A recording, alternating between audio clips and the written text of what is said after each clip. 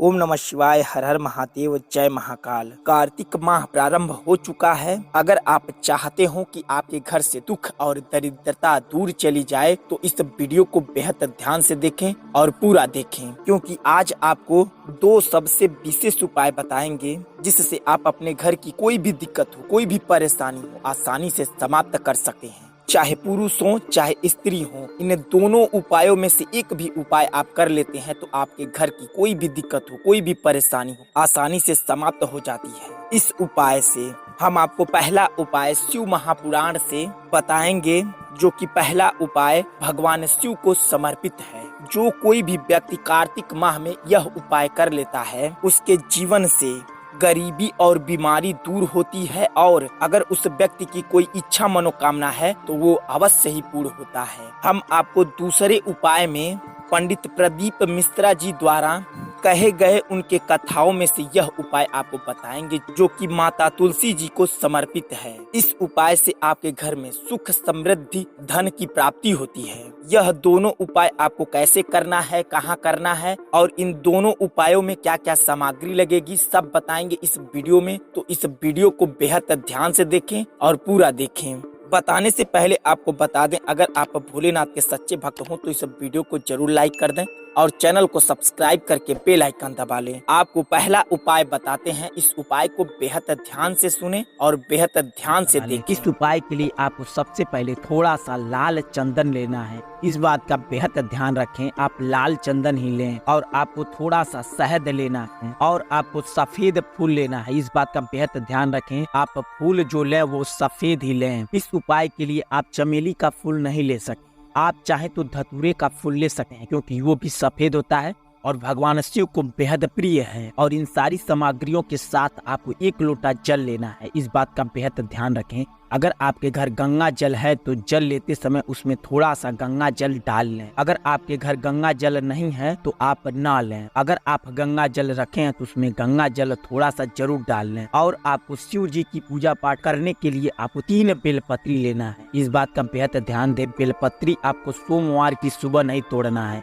आपको रविवार को, अतवार को ही तोड़ लेना है। और बेलपत्री को बेहद ध्यान से देख लें कि वह कटी फटी ना हो। और कोशिश करें आप जब बेलपत्री तोड़ने जाएं, बेल महाराज से आग्रह करके तभी बेलपत्री तोड़ें। इतना सामग्री लेने के बाद आप चाहें तो भगवान शिव को पूजा पाठ करने के लिए और सामग्री ले सकते हैं, पर तो ये सामग्री आपके लिए बेहद विशेष है, इसे लेना अति आवश्यक है। आप चाहें तो इतनी ही सामग्री लेकर आप शिव मंदिर पर चले जाएं। हाँ, इस बात का बेहद ध्यान रखें, उसी शिव मंदिर पर जाएं जिस शिव मंदिर का प्राण प्रतिष्ठा हो चुका हो।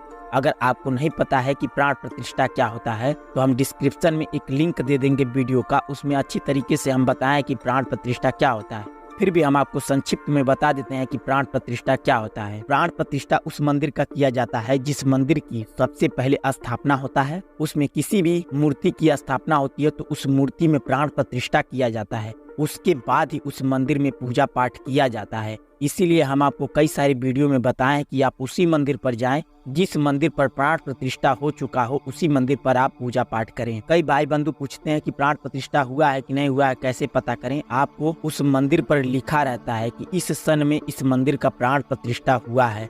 अगर नहीं पता है तो अपने गांव के बड़े बुजुर्गों से पूछ सकते हैं कि इस मंदिर का प्राण प्रतिष्ठा हुआ है कि नहीं हुआ है, वो लोग आपको आसानी से बता देंगे। जब आप शिव मंदिर पर चले जाएं तो आपको सबसे पहले घंटी के बिल्कुल नीचे आपको हो जाना है और घंटी को 3 बार बजाकर हर हर महादेव का 1 बार मनन कर लेना है। अब आपको सबसे पहले शिव जी के सामने बिल्कुल बैठ जाना है और तीनों बेलपत्री अपने सामने रख लेना है। तीनों बेलपत्री के ऊपर वाले भाग पर थोड़ा सा शहद लगा दें और थोड़ा सा लाल चंदन लगा दें। अब आपको तीनों बेलपत्री को एक साइड में रख देना है। अब आपको क्या करना है, अब आपको शहद और चंदन को अपने हाथ में लेकर अच्छी तरीके से मिला लेना है। आप अपने बाएं हाथ में आपको चंदन शहद रख लेना है गदोरी पर, और आपको दाहिने हाथ से अच्छे तरीके से अंगुली से मिला लेना है। जिस अंगुली से आप मिलाए हैं उसी अंगुली से आपको शिवलिंग पर ओम बनाना है। है। इस बात का बेहद ध्यान रखें, जब आप शिवलिंग पर ओम बना रहे हो तो आपके मन में ओम की धुन गूंजनी चाहिए और कम से कम आपको 11 बार ओम बनाना है। चाहे तो आप 21 बार भी बना सकते हैं। इतना सब कुछ करने के बाद आपको हाथ जोड़कर 21 बार ओम नमः शिवाय का जाप करना है। ओम नमः शिवाय का जाप आप जब कर लें, एक बेलपत्री ओम नमः शिवाय का जाप करते हुए आपको अपने गोत्र का नाम बोलते हुए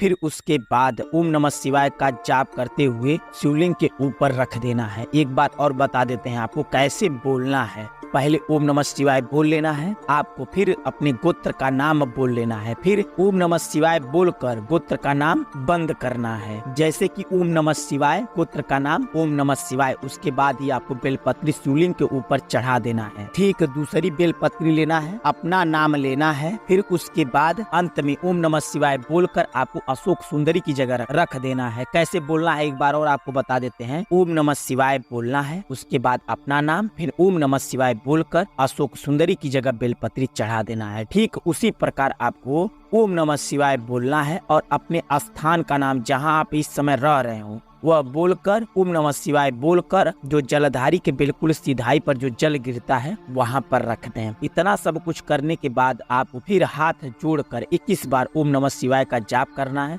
और आपकी जो दिक्कतें हैं, जो मनोकामना है, भगवान शिव को कह देनी। अब आपके पास एक फूल जो भगवान शिव को बेहद प्रिय है और एक लोटा जल जिसमें आप गंगा जल डाले हैं वो बचा होगा। सफेद फूल का जो नीचे वाला भाग है उसमें थोड़ा सा शहद ओम नमः शिवाय बोलकर और उसमें थोड़ा सा चंदन उस पे वहाँ लगा दें। उसके बाद शिवलिंग के ऊपर उससे सफेद फूल को चढ़ा दें। यह सफेद फूल जैसे ही आप शिवलिंग पर चढ़ाएंगे, आप जो मनोकामना, जो इच्छा, जो भगवान शिव को बताए हैं वो भगवान शिव के पास तुरंत पहुंच जाएगा। अब आपको अंत में लोटे का जल लेना है, श्री शिवाय नमस्तुभ्यम का जाप करते हुए आपको शिवलिंग के ऊपर गिराना है। इस बात का बेहद ध्यान रखें, जब आप लोटे का जल गिराएं, लोटे का अंतिम जल गिरने के पहले ही आपको 11 बार श्री शिवाय नमस्तुभ्यम का जाप करना है। इतना सब कुछ करने के बाद अब आपको अंत में जो जलधारी के बिल्कुल सीधाई पर जो बेलपत्री रखे हैं वह प्रसाद मात्र आपको ले लेना है और उसे लेकर अपने घर पर चले आना है। अब आपको उस बेलपत्री को उस स्थान पे रखें जहाँ पर आप पूजा पाठ करते हो, वहाँ पर उस बेलपत्री को रख दें। अब जैसे ही शाम होती है, जैसे ही सूर्य देवता डूबते हैं, आपको लेना है एक दीपक,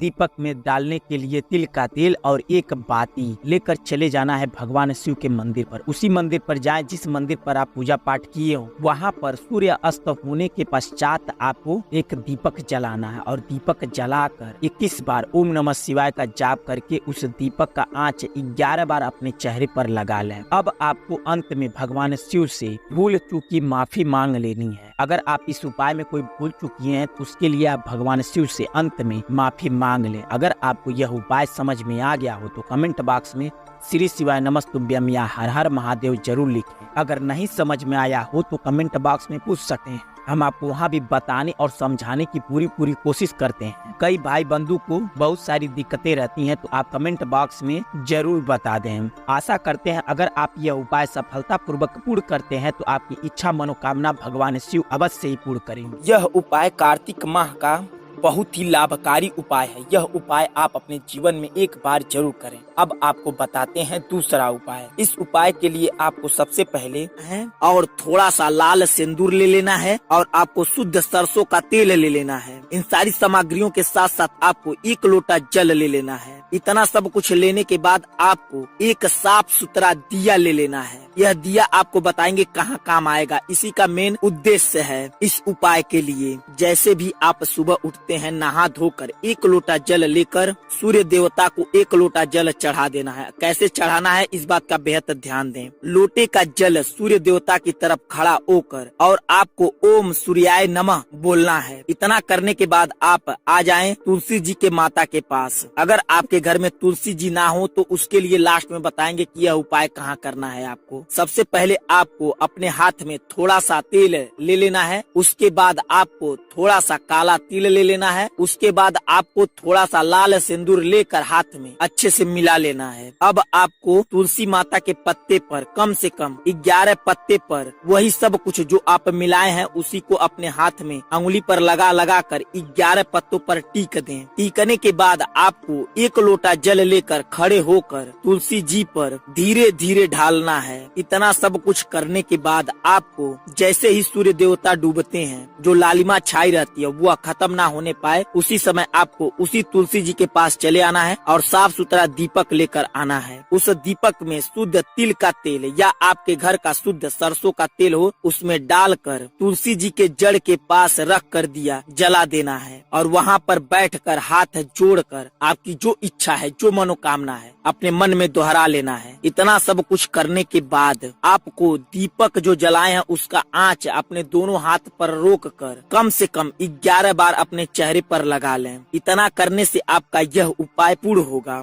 अब आपको बताते हैं, अगर आपके घर तुलसी माता ना हो तो यह उपाय आपको कहाँ करना है। सूर्य देवता को तो जल आपको वैसे ही देना है जैसे हमने इस वीडियो में आगे बताया है। उसके बाद यह उपाय आपको अपने घर से बिल्कुल उत्तर साइड, इस बात का बेहद ध्यान दे, अपने घर के मेन दरवाजे से जो उत्तर साइड आपको पड़ रहा है वहीं पर कहीं पर भी उत्तर साइड ही आपके घर से होना चाहिए, वहाँ यह उपाय कर सकते हैं। और आपको जो दीपक जलाना है वह दीपक अपने मेन गेट पर उसे शाम को जैसे ही सूर्य देवता डूबते हैं, जो लालिमा छाई रहती है वह खत्म ना होने पाए, वहीं पर यह दीपक जलाना है। दीपक जलाकर आपको उसकी बाती जो उजाला रहता है वह बिल्कुल आपके घर की तरफ होना चाहिए। इससे आपके घर की जितनी हानिकारक शक्तियाँ होंगी वह दूर चली जाएंगी और जितनी लाभकारी शक्तियाँ होंगी आपके घर में प्रवेश करेंगी। इससे आपके घर में कोई भी दिक्कत हो, कोई भी परेशानी हो, आसानी से समाप्त हो जाएगी। अगर यह उपाय आपको समझ में आ गया हो तो कमेंट बॉक्स में श्री शिवाय नमस्तुभ्यम जरूर लिखें। अगर नहीं समझ में आया है तो कमेंट बॉक्स में पूछ सकते हैं, हम आपको वहाँ भी बताने की पूरी कोशिश करेंगे। चलिए मिलते हैं आपसे अगली वीडियो में, तब तक के लिए श्री शिवाय नमस्तुभ्यम, हर हर महादेव।